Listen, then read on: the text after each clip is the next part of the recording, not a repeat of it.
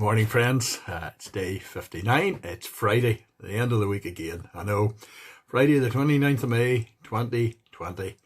And today we're looking at Song of Songs, chapter 4, verses 1 to 11. You've stolen my heart. And this is the wedding night that we'll come to now. As I look out the window, it is a beautiful, beautiful day. And a day that we can all look forward to. However, another day and another blue check shirt, and here we go. Now friends, if you're not into poetry, this may all seem a little bit strange to you. Read the first 11 verses. It starts great. How beautiful you are, my darling. Oh, how beautiful. Your eyes behind your veil are doves. And you think to yourself, that's romantic. Until he says, your hair is like a flock of goats and your teeth are like a flock of sheep just shorn, coming up from the washing. I think if you said that on your wedding night to your new bride, you'd be very disappointed. And she actually might be quite annoyed. What do you mean, sheep and goats? This cost me a fortune to get done. You know, for an experienced man with 700 wives, Solomon obviously still had a lot to learn about women. Or maybe I'm wrong. Maybe I'm wrong. Am I just taking the typical Northern Ireland man stance of romance of catch yourself on, it'll do rightly?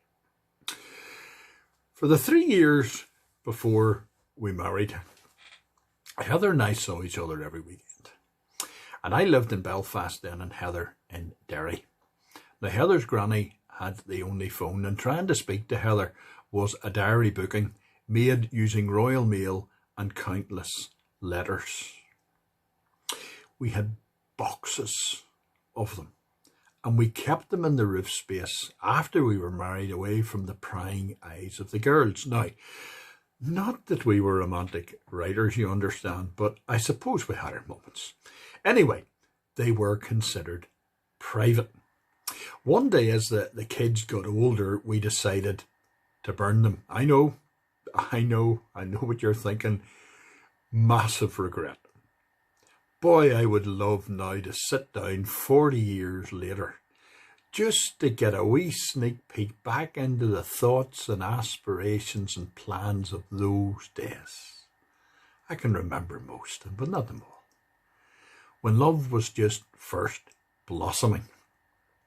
Maybe you have had a similar experience. Of course, today, young people maybe have a folder of emails and a cloud storage somewhere. I mean, how unromantic a thought is that? But Solomon had a way with words. Can you just imagine his letters if this was an example of his poems? However, it's for us to see and read and not put in the fire.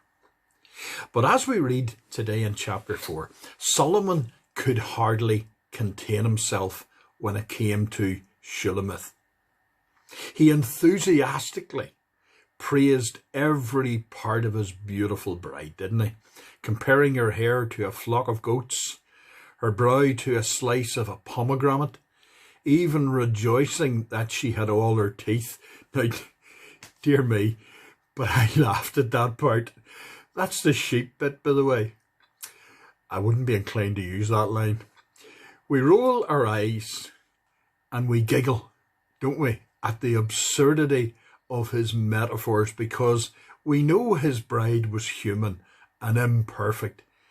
But at the same time, if we give it enough thought, we can actually get it, don't we? We can figure out what it is he's trying to get at. At least I did. Which I suppose is an achievement in itself. You see, whether we've experienced the thrill of romantic love firsthand, or just brushed or blushed even at the thought of it, we can at least imagine that first glance and that heartbeat quickened, and even the electricity of a first kiss Shocking, isn't it? But are you like me in that reading this love song out loud, it makes you feel a bit uncomfortable? It's like we're eavesdropping on a private conversation. But you know what? It doesn't shock or embarrass God in the slightest. Not only does God hear every word that we say anyway, but he created us with the abilities for all of these relationships, and he even established boundaries in which these relationships can flourish and honour him. The boundaries, of course, are within marriage. Solomon is finally alone with his bride, and we don't have to be embarrassed about it. In fact, the Bible celebrates it. Love within a marriage reminds us that we are alive, created by a God who loves us and created us to love each other.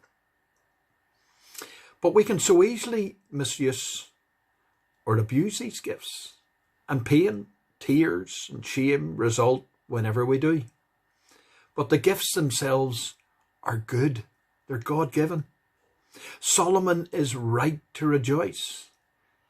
If we are married, then we should rejoice also. Now, love and the Song of Songs are all very well and good and proper. But there is really only one love, friends, that fulfills our expectations completely and forever. Christ's love for the church has no blemishes, it has no flaws. It never falters, it never forgets. And while love here on earth comes with its share of heartache and tears, the satisfaction and contentment of our heart's truest desire in Jesus will never disappoint. Revelations 21:4 says there's a day coming when he will wipe away every tear from our eyes.